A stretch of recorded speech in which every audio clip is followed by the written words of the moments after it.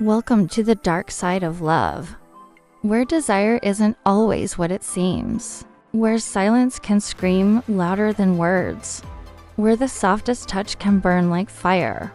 This isn't the kind of love you write in letters or confess beneath a sunset. This love doesn't come with violins or vows. It comes quietly, in moments that shouldn't matter, but do. It shows itself in the spaces between glances, the pauses that linger too long, the breath you didn't know you were holding until it was taken away. This story, my story, isn't about betrayal in the traditional sense. There was no lie spoken, no boundary overtly crossed. But that doesn't mean it wasn't betrayal. This was a summer that tore open something in me, something raw and ancient and unspeakable. And I've never told anyone about it. Not my friends, not my therapist. Not even my husband. Some truths don't survive the daylight. They live better in the shadows, where they can't be judged, only felt. Part 2. The stillness. I chose. Me family left for Dasapichi that weekend, a small town where the summers are slow and the clocks don't tick quite right. My mother, my siblings, all gone for a few days to visit relatives. I told them I needed a break from the traffic, from the noise, from the way the city scratches at your skin without touching you. That was true, but not complete. What I really needed was space. I didn't know what for, only that something inside me was stretching, aching, searching for a kind of silence the city could never offer. So I stayed behind in our countryside house just outside Pinsk, a place I had always associated with childhood innocence, the smell of pear trees, and the endless hum of cicadas. That evening was quiet. To quiet.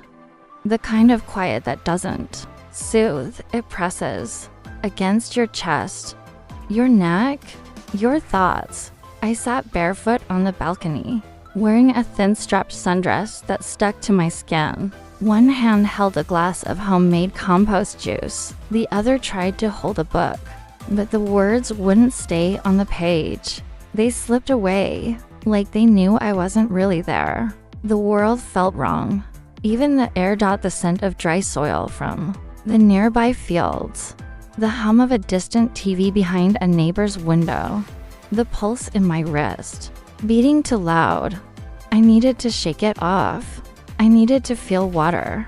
Part 3. The first look. He didn't say a word as I walked to the bathroom. My father was somewhere downstairs, probably working in the shed. I didn't want him to know I was awake. The door creaked as I opened it. I stepped into the shower, turned the knobs to full hot, and let the steam drown me. The water was almost too hot, borderline scalding. But I didn't care. I welcomed the sting. Each drop felt like it was stripping something off me. Something invisible. Layers of noise, irritation, heat. And for a few minutes, I felt clean.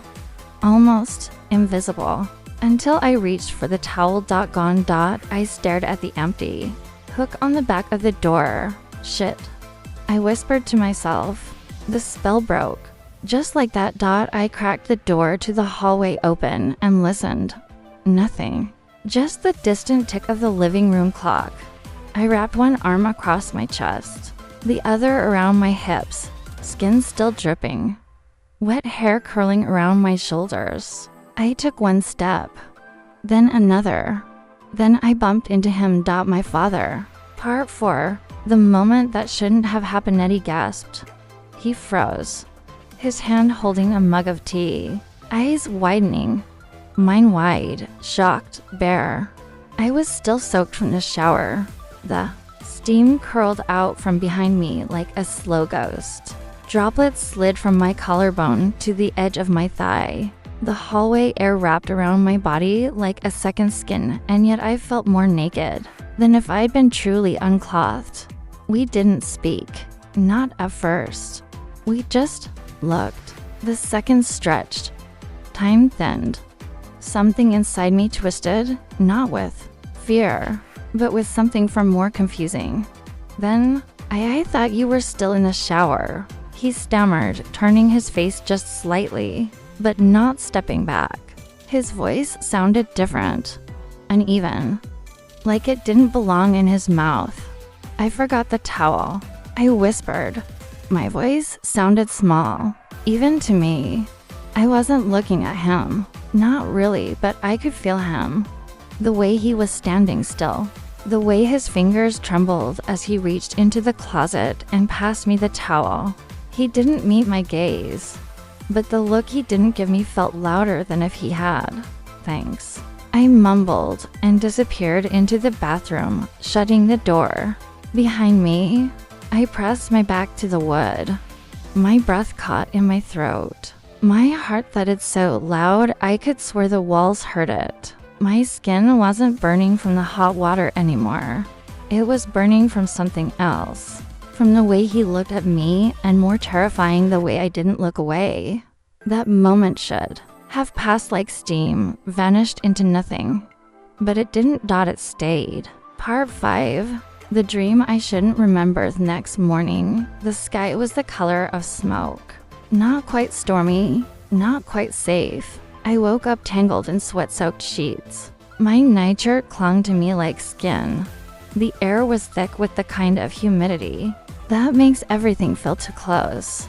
And I remembered not the moment in the hallway, but the dream. The one that had no right to exist. In it, I stood barefoot in the orchard behind our house. The one near Pinsk, where the apple trees bent under their own weight.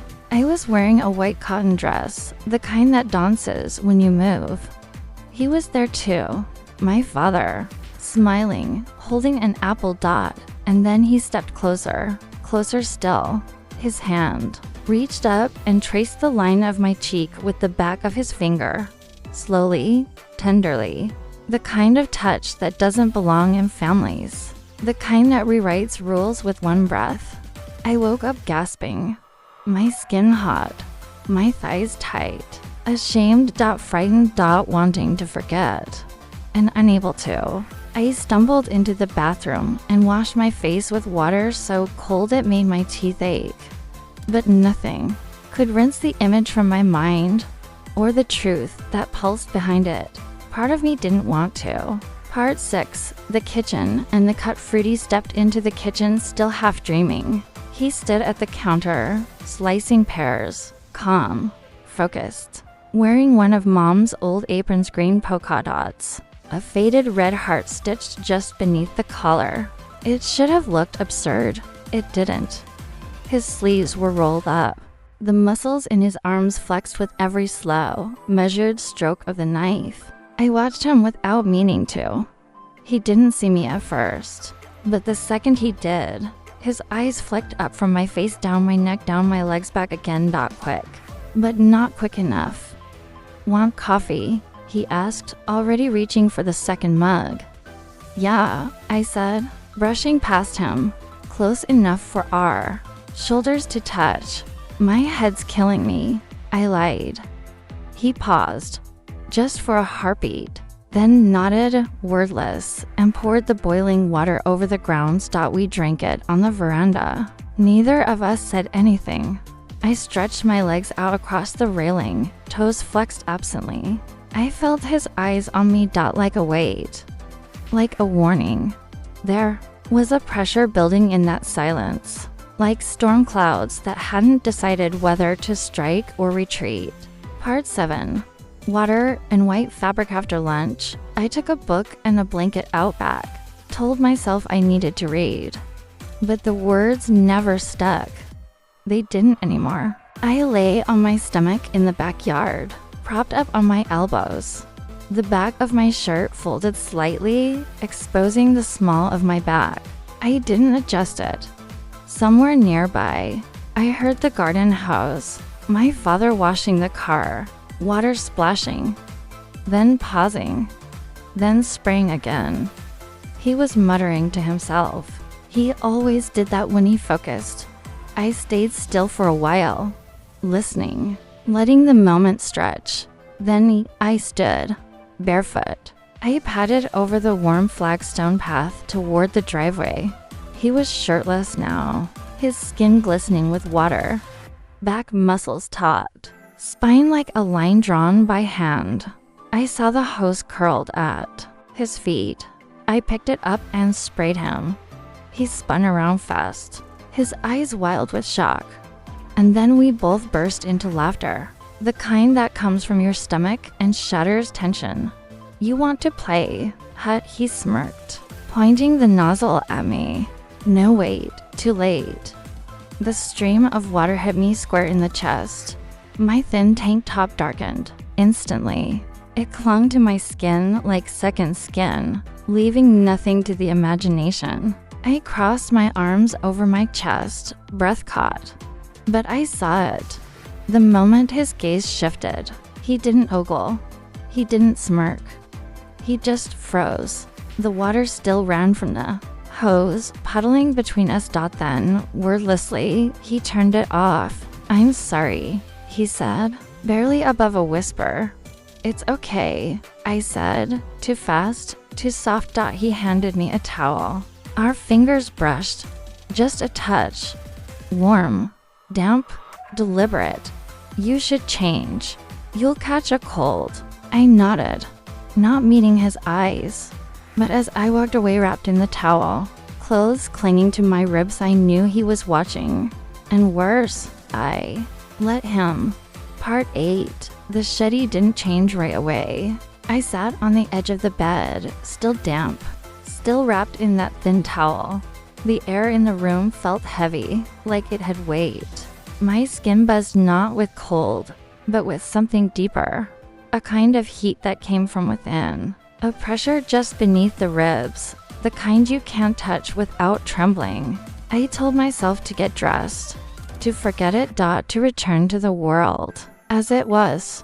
But I did in single quotes T. Instead, I waited until I heard him leave. He said something about fixing a shelf in the shed. Something old. Something broken.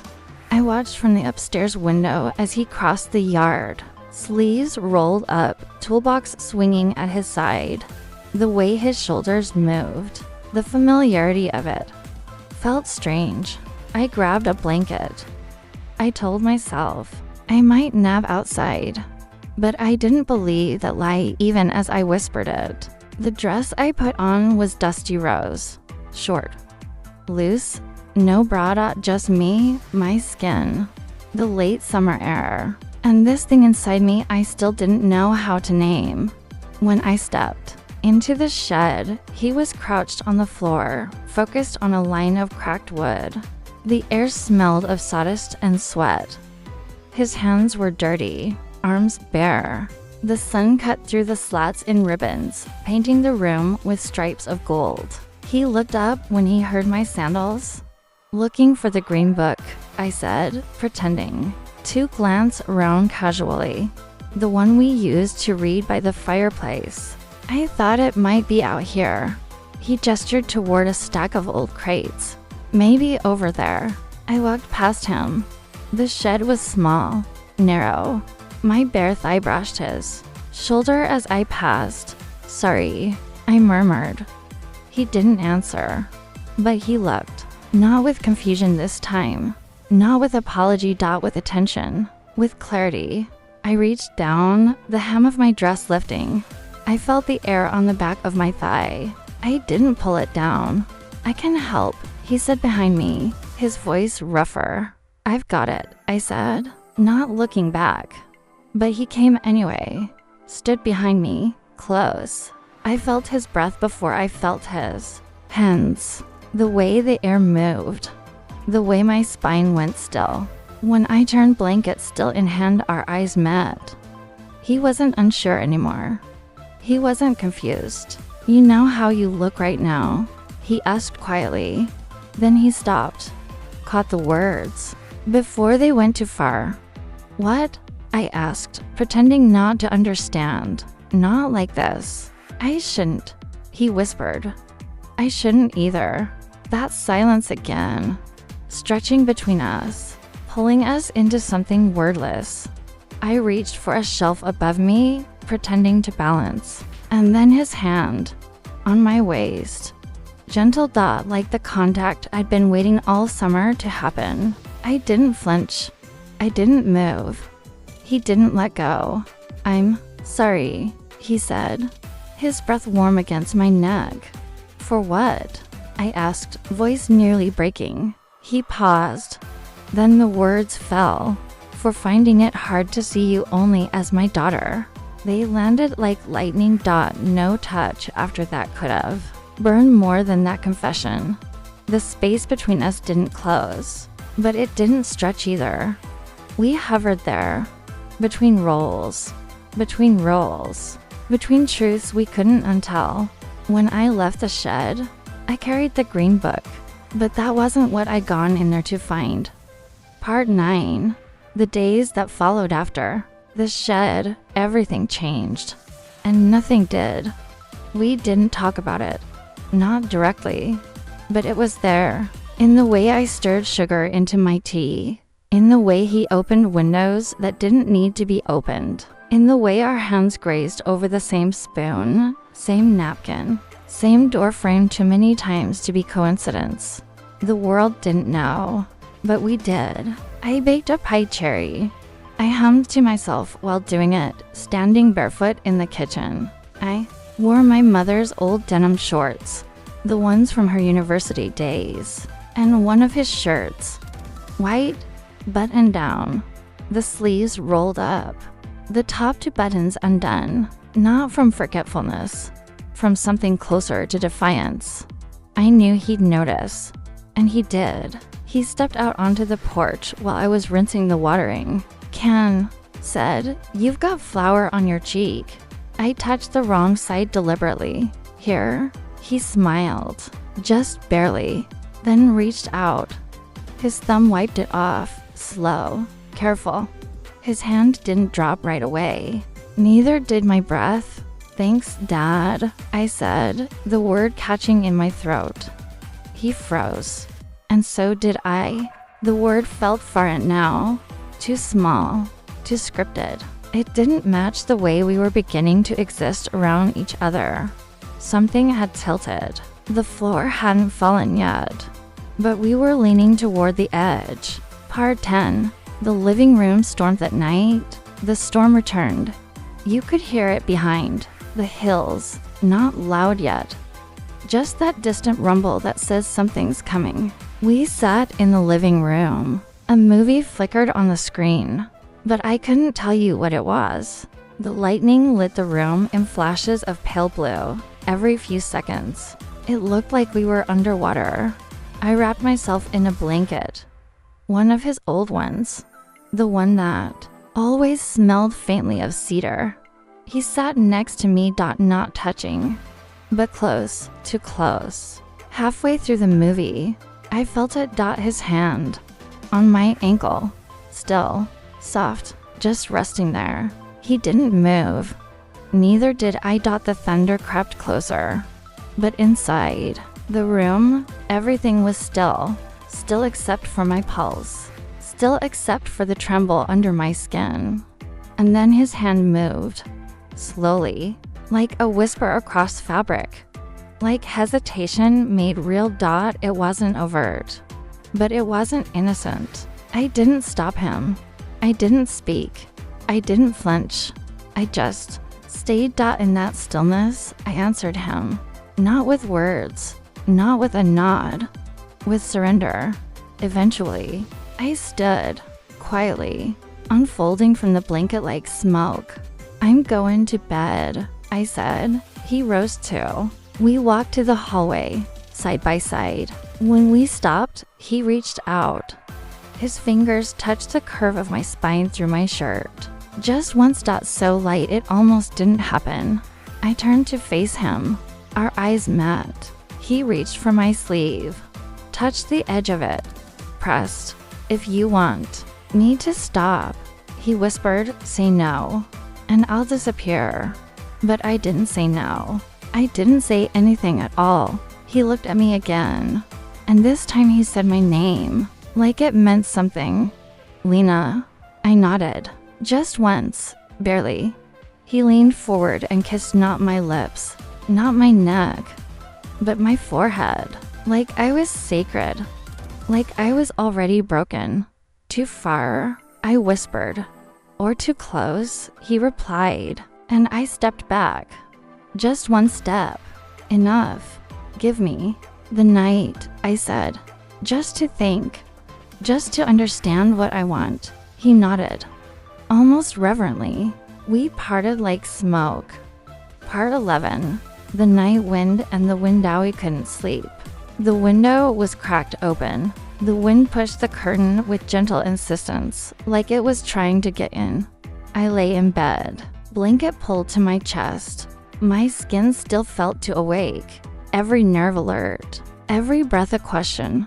I saw him in my mind standing in that hallway, touching my sleeve, saying my name. My body buzzed with something I didn't know how to contain. Longing, shame, curiosity, or all of it, tangled in knots no one taught me how to untie.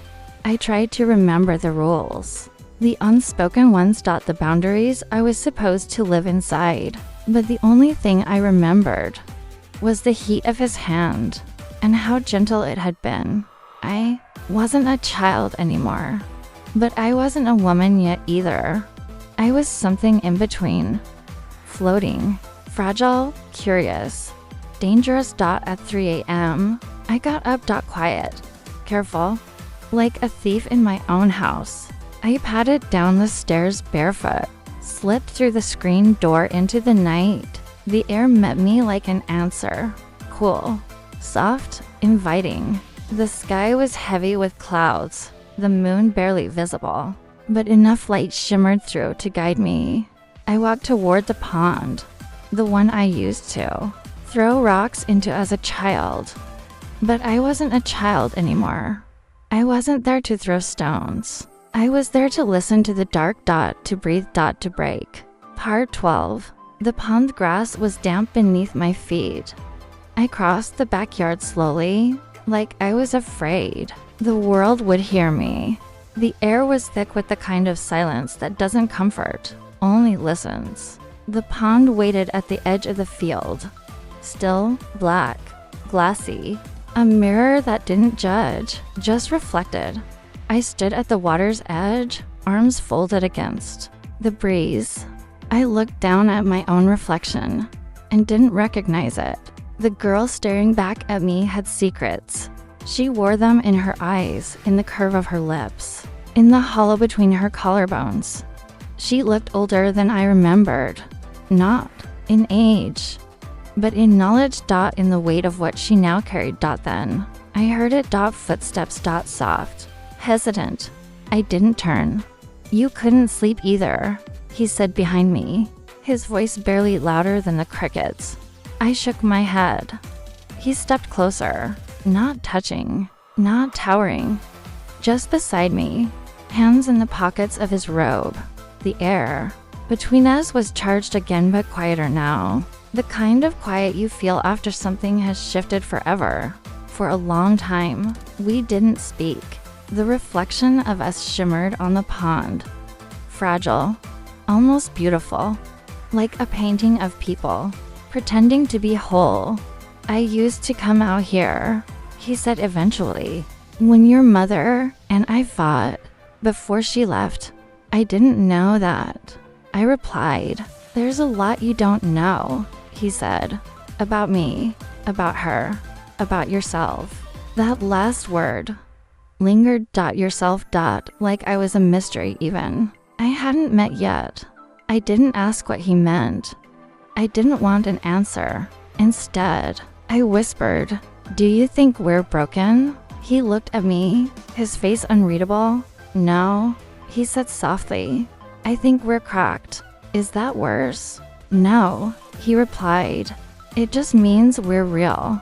I didn't know what to do with those words, so I did the only thing that felt honest. I leaned into him. Not dramatically, not fully, just enough so that my shoulder touched his arm, my head angled toward his chest. I didn't fall into him. I leaned. Deliberate. His breath caught. Then slowly, one arm rose and wrapped itself gently around my back. We stood like that for a long time. Not speaking. Not kissing. Not confessing. Not retreating.